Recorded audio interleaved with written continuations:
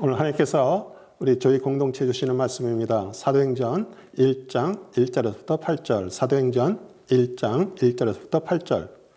데오빌로여, 내가 먼저 쓴 글에는 무릇 예수의 행하심에 가르치시기를 시작하심부터 그의 택하신 사도들에게 성령으로 명하시고 승천하신 날까지 이를 기록하였노라.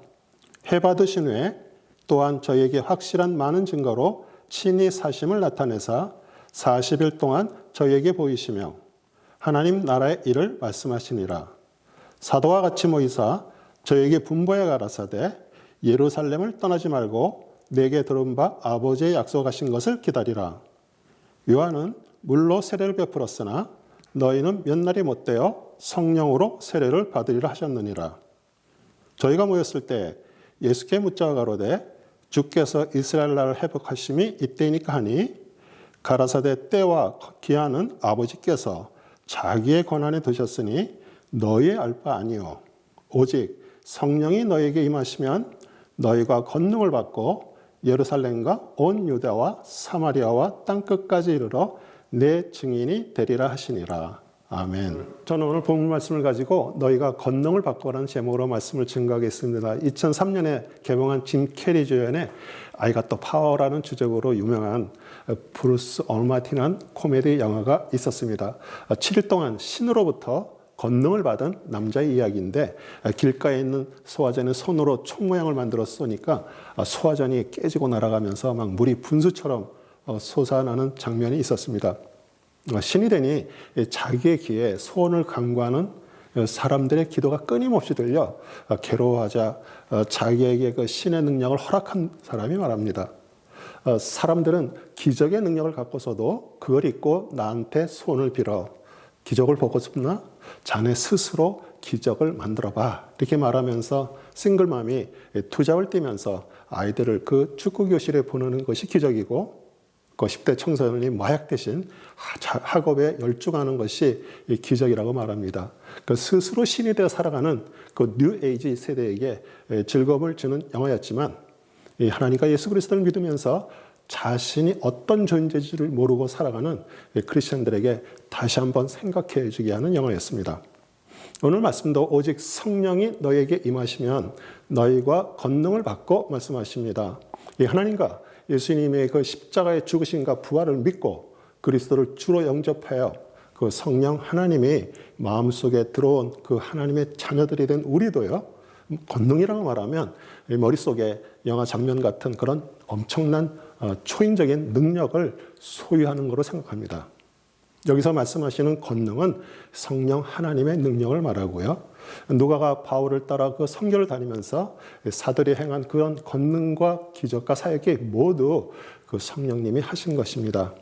오늘 살아있다는 것이 기적이고요. 하나님이 계신 것이 믿어져서 주일날 함께 모여 예배드리는 것이 기적이고요. 자신의 맡은 일을 성실하게 꾸준하게 하는 것이 기적입니다. 이 사도의 뜻은 보냄을 받은 사람을 말하는데 예수님은 하늘나라에서 지구로 보냄을 받아 인류를 구원하고요. 이 세상에 하나님 나라를 세우셨습니다. 예수 그리스도의 그 십자가의 죽으심과 부활을 믿고 영접해 성령 하나님 나라의 백성이 된 여러분과 저는 이제 살고 있는 곳에서 세상 나라를 향해 보냄을 받아 각자 사도로 선교의 삶이 하나님 나라 책에 기록되는 것입니다. 이 말씀을 통해서 어렴풋이 알고 있던 것이 마음에 각인되는 시간이 되시기를 축원합니다. 1절에서 2절 데오빌로여 내가 먼저 쓴 글에는 무릇 예수의 행하시며 가르치시기를 시작하심부터 그의 택하신 사도들에게 성령으로 명하시고 승천하신 날까지 이를 기록하였노라. 내가 먼저 쓴 글은 누가복음을 말하고요. 그 편지를 받는 사람이 데오빌로로 되어 있는데 누가는 이방인 헬라인으로 유일하게 복음서를 기록했고요. 의사였고요. 또 로마의 그 높은 관리인 데오빌로와 이방인들에게 편지를 보내며 예수 그리스도가 유일한 구세주이심을 전했습니다.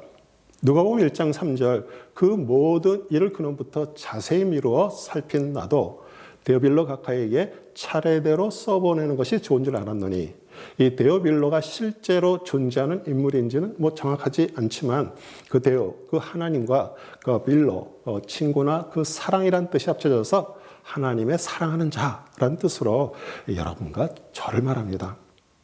예수 그리스도께서 하나님 나라를 세우셨지만 눈에 보이지 않기에 세상 나라 사람들에게 그 하나님 나라가 세워져 있음을 그 삶 속에서 전하는 것이 선교입니다.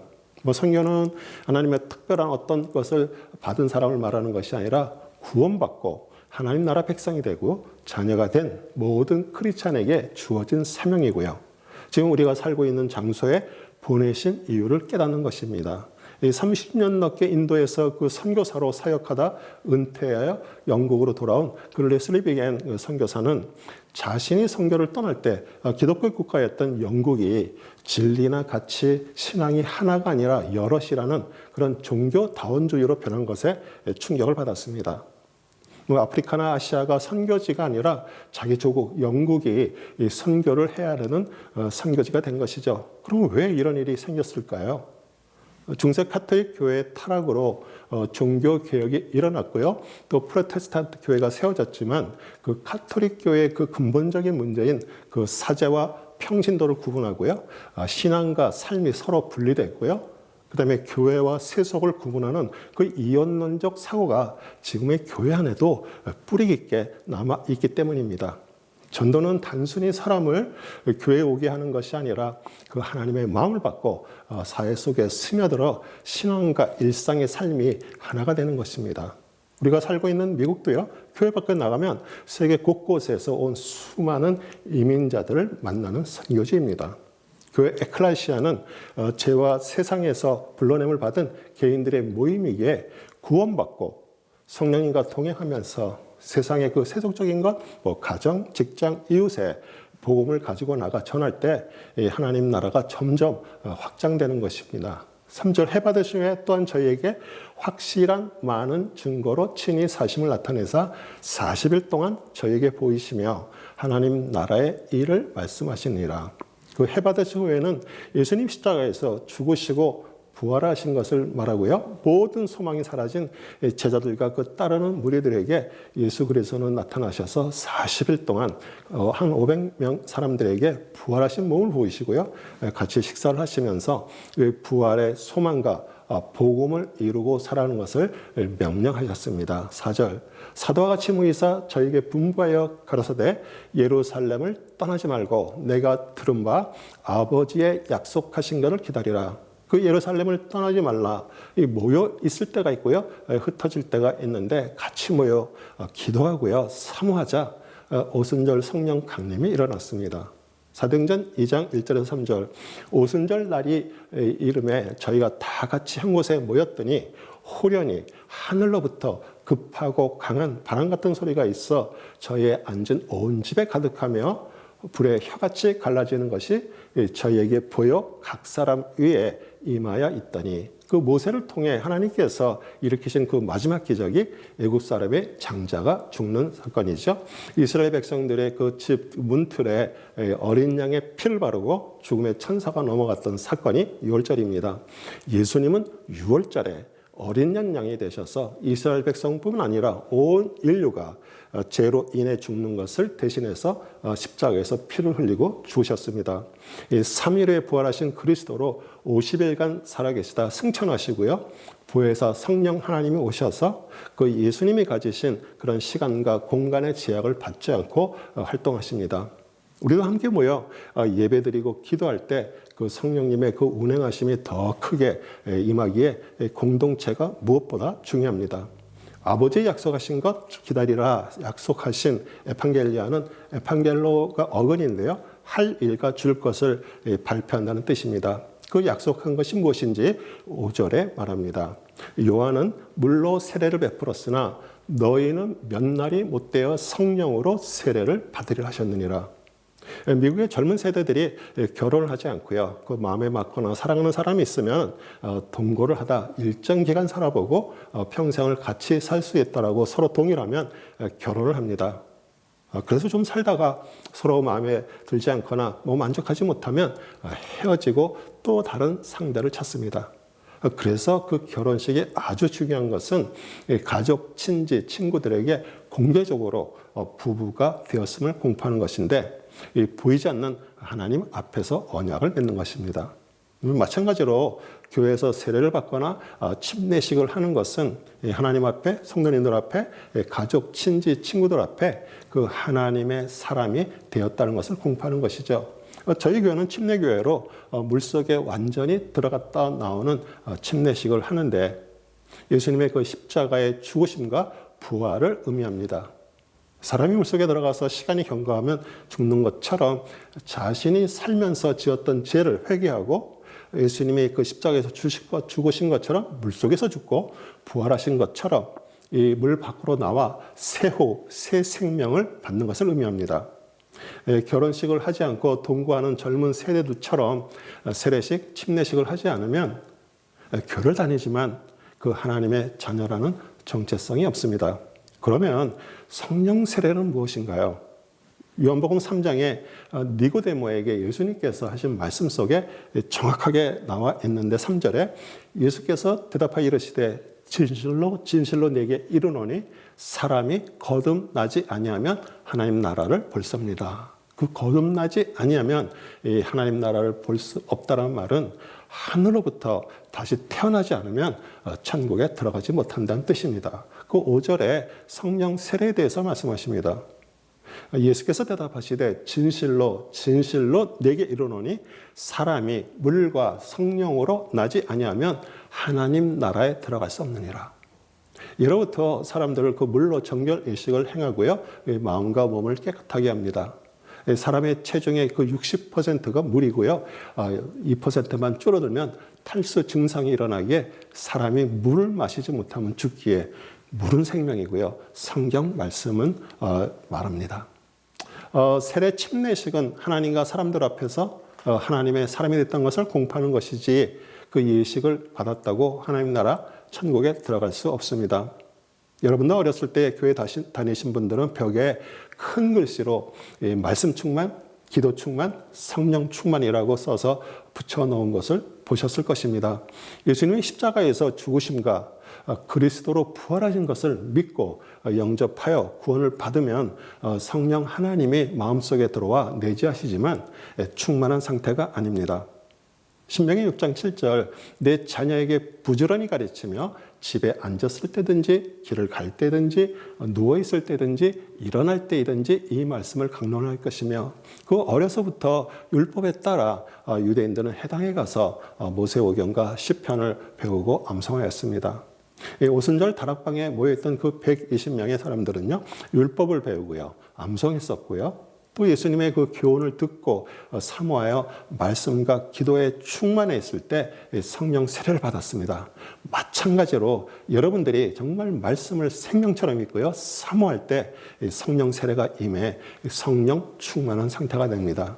여러분 안에 그 성령 하나님이 충만하게 계신다는 것은 전 인격이 변화돼서 새로운 사람, 새 창조가 일어나 다시 태어나는 것을 의미하고요, 벌써 하나님 나라 천국에 들어가 있는 상태입니다.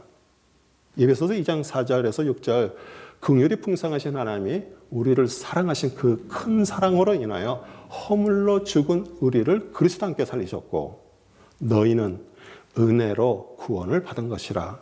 또 함께 일으키사 그리스도 예수 안에서 함께 하늘에 앉히시니. 그러므로 성령 세례는 성령 하나님을 통해 다시 태어나는 거듭남을 말합니다. 6절 저희가 모였을 때 예수께 묻자 가로되 주께서 이스라엘 나라를 회복하심이 이때이니까 하니.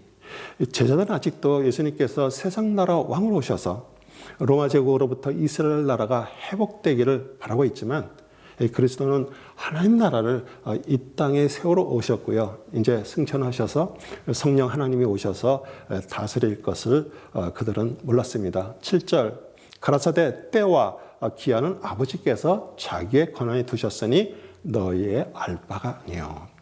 제자들이 그 성전을 나와 걸어가다 뒤를 돌아보면서 그 헤롯 성전의 그 아름다움에 대해 예수께 말하자 성전의 큰 건물에 돌 위에 남지 않고 다 무너지느라 이렇게 말씀하시고 그 7절과 같은 말씀이 마가복음 13장 32절에 나옵니다. 그러나 그날과 그때는 아무도 모르나니 하늘에 있는 천사들도 아들도 모르고 아버지만 아시느니라. 제자들이나 2000년이 지난 지금이나 많은 크리스찬들이 그 마지막 때가 언제 오는지 또 어떤 징조가 있게 되는지 궁금해하다가 그 종말론자들의 그 속임에 넘어가 신앙도 잃고요, 재산을 잃습니다. 33절에 그 말씀을 하신 이유가 있는데 주의하라, 깨어있으라, 그때가 언제인지 알지 못함이라. 그 그리스도의 재림, 주의 마지막 날은 언제인가 찾아올 것인데 오늘 이 시간 내가 주의하고 깨어있는가, 그것이 중요한 것이에요. 사람의 인생의 기한은 100년 정도 되는데 죽는 시간이 마지막 날이고요. 그 시간도 하나님의 손에 달려 있습니다. 그러므로 살아있을 동안에 성령 세례가 임해 거듭난 하나님의 새 사람으로 다시 창조되는 것이 그렇게 중요한 것입니다. 8절 전반절, 오직 성령이 너에게 임하시면 너희가 권능을 받고, 권능 디나미스에서 다이너마이트 폭탄이 유래했듯이 강한 능력을 말합니다. 이 성령 하나님이 마음 안에 임하면 성령님이 주시는 권능을 받는데 무슨 권능을 받을까요? 첫째, 입술이 거듭납니다. 이 자연과 동식물은 창조의 순리대로 움직이고 살아갑니다. 야고보 사도가 예를 든 것처럼 샘의 한 구멍에서 단물과 쓴물이 동시에 나올 수 없지만 사람은 하나님께서 주신 그 자유의지로 주 하나님을 찬송하고 같은 입으로 하나님의 형상으로 지은 사람을 저주합니다. 잠언 16장 27절, 경건치 못한 사람은 악을 깨하나니 그의 입술에는 맹렬한 불 같은 것이 있느니라. 이사야 선지자가 하나님께 소명을 받을 때 천사들이 나타나 거룩하다, 거룩하다, 거룩하다, 만군의 여호와여 그의 영광이 온 땅에 충만하다, 이렇게 노래하자 이사야 6장 5절에 그때 내가 말하되 화로다, 나여 망하게 되었다다, 나는 입술이 부정한 사람이요 나는 입술이 부정한 백성 중에 거주하면서 만군의 여호와신 왕을 배웠음이라 하였더라. 이스라엘 백성들도요, 이사야 자신도 그 입술이 부정한데 그 거룩하신 만군의 여호와를 보게 되자 죽게 되었다고 고백합니다. 구약 율법에 문둥병에 걸린 사람이 일반 백성을 만나면 입술을 열어서 부정하다, 부정하다라고 외쳐 접근을 피했습니다. 야고보 3장 6절, 혀는 곧 불이요 불의 세계라, 우리 체중에 온몸을 더럽히고 삶의 수레바퀴를 불사느니라. 그 사르는 것이 지옥불에서 나느니라. 이사야는 자신의 혀가 불이 곧 악이라는 것을 고백하자 천사가 단에서 핀 숯 한 덩어리를 가져와서 7절에 그것을 내 입술에 대며 이르되 보라, 이것이 내 입에 닿았으니 내 악이 제하여졌고 내 죄가 사해졌느니라 하더라. 그 숯불, 입이 지어져 악이 제해지고요, 죄가 사해지자 내가 누구를 보내며 누가 우리를 위하여 갈꼬라는 말씀이 들리자마자 이사야는 내가 여기 있나이다, 나를 보내소서 고백합니다. 이사야 선지자는 그 불같은 그 성령의 권능을 받고 그 부정한 입술에서 깨끗하고 거듭난 입술이 되었습니다. 마찬가지로 입술이 성령님의 능력으로 거듭나지 않으면 우리 입에서 끊임없이 악이 나옵니다. 8절 후반절, 예루살렘과 온 유대와 사마리와 땅끝까지 이르러 내 증인을 대신하느니라. 둘째는 입을 열어 예수 그리스도를 통해 구원받아 성령님의 그 권능이 임해 거듭난 새 사람, 즉 새 창조받은 것을 세상 사람들에게 전합니다. 사도행전 2장 4절, 저희가 다 성령의 충만함을 받고 성령이 말하게 하심을 따라 다른 방언으로 말하기를 시작하니라. 여기서 다른 방언은 갈릴리 사람이었던 제자들이 유월절 성전을 방문하기 위해 다른 나라에서 살던 사람들이 사용하는 각 나라 언어를 말해 이 하나님 나라 언어가 통일된 것을 말하고요, 궁극적으로 예수 그리스도의 구원자이심과 왕되심을 전하는 새롭게 변화된 말을 전하는 것입니다. 여러분과 저는 구원받고 성령 하나님의 그의 마음에 오시기 전에 우린 세상 사람들의 말하는 언어를 사용하고요, 세상 사람들과 어울려 살았지만 하늘로부터 다시 태어나 새 창조가 일어나 새 언어를 사용하면 세상 사람들과 소통이 잘 안 됩니다. 이 사랑하는 성도 여러분, 세상 사람들에게 예수 그리스도의 증인이 되어 복음을 전하는 거 쉽지 않습니다. 왜냐하면 복음을 전하는 것은 말로만 전하는 것이 아니라 그 성령 하나님을 통해 다시 태어난 새 창조된 사람으로 정직하고 성실한 삶과 긍휼의 마음과 그리스도의 그 용서와 화해로 전하는 것이기 때문입니다. 호수에 돌을 던지면 원 모양으로 파문을 일으키면서 퍼져나가듯이 예루살렘은 가정을 말합니다. 그리고 온 유대는 친구, 친척, 직장을 사마리아는 우리의 믿음을 대적하고 반대하는 곳입니다. 땅끝은 네팔 산속이나 아마존 정글이나 아프리카 같은 그런 오지가 아니라 여러분의 가정, 예루살렘에 구원받지 못한 식구가 있다면 그것이 땅끝입니다. 우리의 삶 자체가 선교이고요. 하나님의 사람이 됐다면 지금 선교하고 있는 중입니다. 성령 하나님 자체가 권능이고요.